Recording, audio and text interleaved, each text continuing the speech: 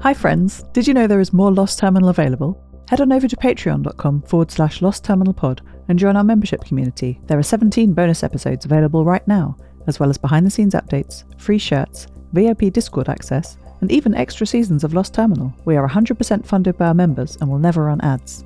That would be lovely of you.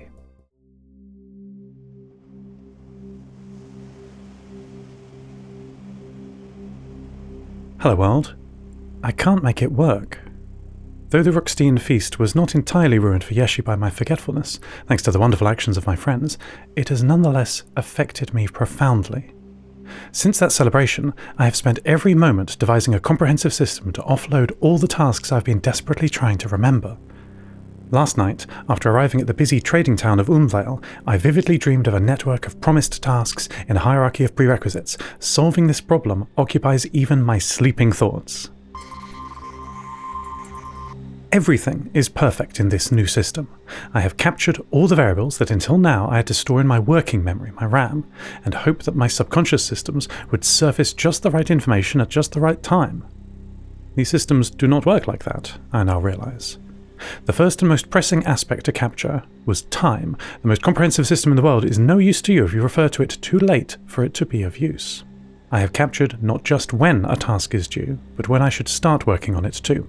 The first version of my system only captured when I should be doing something, but when I put in all of the tasks I have to do day to day and my future plans, there was a list of 1,024 items, absolutely terrifying. And worse than that, when I was looking through to see what I should be working on, I had to read through many tasks that I couldn't do yet. I had turned my future plans into current distractions. A start date fixed that. But after I modelled that part, I realised there were still tasks that were in my list that I couldn't do due to my physical or mental context. Buying charcoal can only be done in Rookstein, for example. So I added the life contexts I find myself in: piloting the MH2, speaking with Luna in her short broadcast window, dinner time with the crew, one of the few times we were all together in one place, or simply overnight, with Maddie quietly charging next to me in my safe, windowless server room. There are tasks for all these areas and far, far more. As my sister Minnie once told me, the longer you look, the more you see.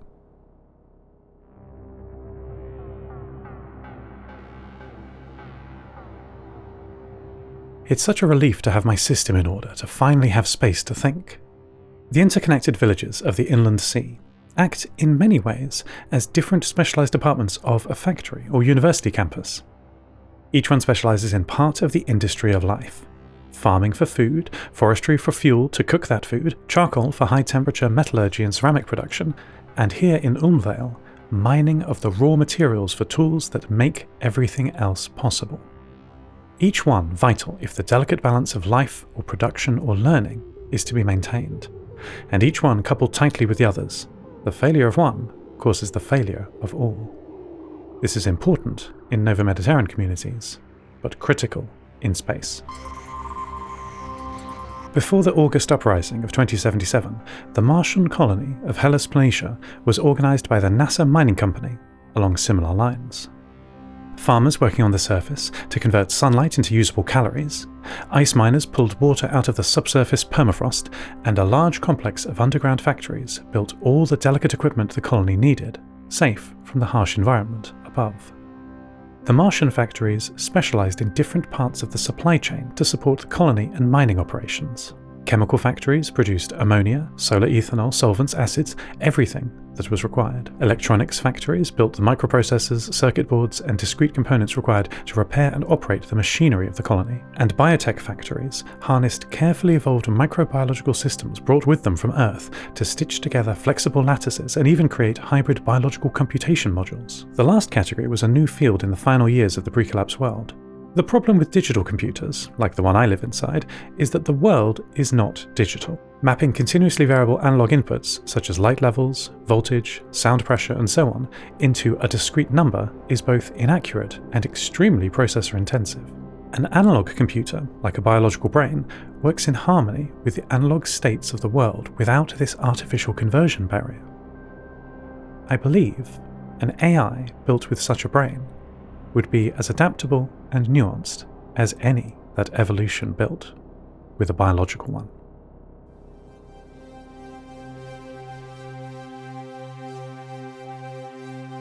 I am worried about my friend Nia Anderson.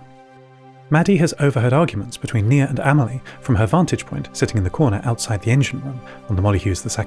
The exterior windows are dark, and the corridor light is not on. I can see on Maddie's feet Lyosha crouched next to her, an outline against the bright white light coming from beyond the bulkhead door into the heart of the ship. "Just run the engine if you need more power to charge the batteries until sunrise," Maddie overheard Nia saying. "Impossible. We are in Umvale for a week or two, and it's essential to the proper running of the engine to do maintenance," Amelie replied. "What maintenance?" Nia said. "The iron engine burns iron into iron oxide, and we're running out. I'm using these tanks to pull the oxygen off the waste rust collected in the sump so we can burn it again," Amelie said. "Couldn't you pause that for a night? I must have more power for my amplifier," Nia said. "No, recharging the engine is more important than chatting to your friends," Amelie said. "I'm not chatting to my friends. I'm doing vital calibration work." "All day?" "Yes." "And now all night?" "Yes." There was a pause in the conversation, and Maddie looked away from the brightly lit door that she had been focusing all her senses on, to Lyosha, now standing next to her. "Come on, girl," he whispered, and walked carefully away, stepping quietly up the metal staircase at the centre of the ship. "I don't like it when people around me argue," Lyosha said to Maddie after he had closed and sealed the bulkhead door that led out onto the large back deck of the MH2. "Not just Nia and Amelie, but anyone." Lyosha turned away and put his hands on the rail at the side of the ship, looking out over Umvale harbour. 2 small fishing boats were joining about 32 others tied up on wooden jetties. Maddie bumped Lyosha's back encouragingly, and he put a hand on her head and said, "Especially when people I love are shouting. It makes my skin feel itchy, and I just have to get away. It's like their anger has got into me somehow. I don't like it," he repeated. Maddie put her forelegs up onto the rail and looked out over the harbour, joining Lyosha. A bright red fish with 3 green LEDs for eyes jumped out of the water close to the anchor. At the top of its arc through the air, it unfolded long fins and glided 5 seconds longer than I anticipated before disappearing back under the water. "Come on, girl," Lyosha said. "Let's do a little exploring."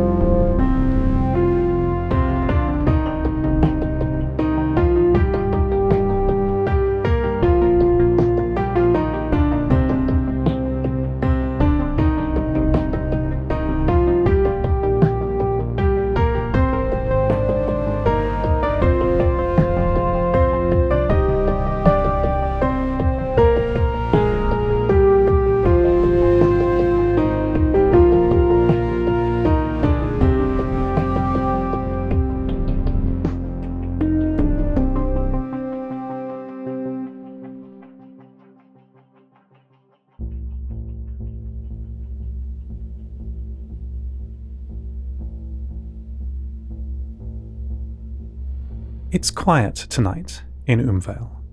After they left the MH2, Lyosha and Maddie walked through the harbour. They carefully navigated between traders loading their cargo, fishers unloading their catch of bioluminescent fish or hanging their nets above their boats, and the ever-present scurry of small animals underfoot. Maddie stopped and looked closely at a small, round, pointed-nosed quadruped with short fur that glowed blue in the twilight. "A boy told me they were called lantern mice," Lyosha said. "Come on, let's get away from the water, it's getting cold."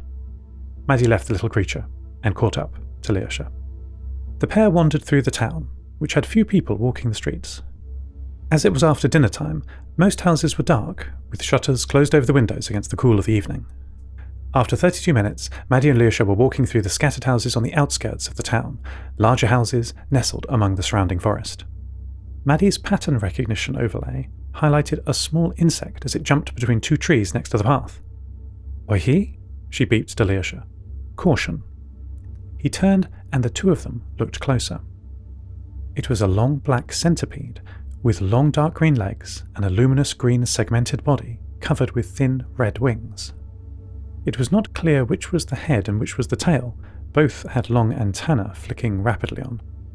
A burst of movement surprised Maddie, who stepped back quickly, Equus leg actuators moving at full speed for 50 milliseconds, before she assessed that there was no danger.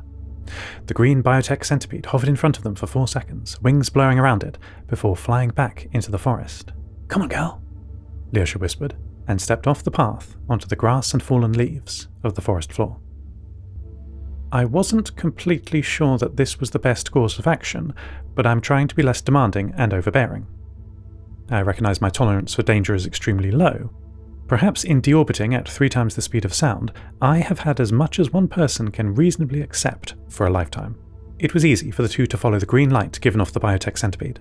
The land sloped gently upwards. Umvel is in a wide glacial plain, rather than a narrower valley cut through the land by a river. This airborne creature stopped now and again, grasping the trunk of a tree or resting on a plant, only taking off when Lyosha and Maddie had caught up with it. After just 4 minutes into their chase through the forest, Maddie and Lyosha stopped suddenly. The green insect had landed on the back of a much larger animal. The flying centipede was resting on the back of a biotech deer, just like Maddie had befriended in Stoneport. It looked just the same as the one Maddie was playing with before: 4 legs, a body of green and brown fur, and a beard below its head. It walked slowly across their path and stopped, looking at the pair of explorers, eyes flashing with red LEDs. Maddie beeped excitedly, saying that this wasn't just any deer, it was indeed the friend she had met, somehow here again, hundreds of kilometres from Stoneport. The deer turned and trotted away, but stopped after a short distance and looked back. "He wants us to follow him," Lyosha said. "Let's go." After nearly 64 minutes of following the deer through the forest, Maddie beeped a warning and the pair stopped suddenly. The land ahead of them dropped away into a black void. Looking around, Maddie saw that they were standing above a sinkhole or tunnel entrance leading down. The red eyes of the deer bobbed ahead of them over the mouth of the cave and slowly sank into it until it was no longer visible. The two looked around for a way down and, against my sensible advice, climbed in. End transmission. Lost Terminal is a Namtao production. It is written and produced by Tris Oaten, credits narrated by Lucy Stringer. Thank you so much to our Patreon producers, Ada Phillips, Kit, Jade, Felicity, Bilkey, Stephen McCandless, Mike Schneider, Trixie, and to all our patrons. Follow us on Mastodon at lostterminal@namtao.com. Subscribe to the podcast on Spotify, iTunes, or your favourite network. For bonus content and other perks, support us at patreon.com/lostterminalpod. That would be lovely of you. Lost Terminal will return next week.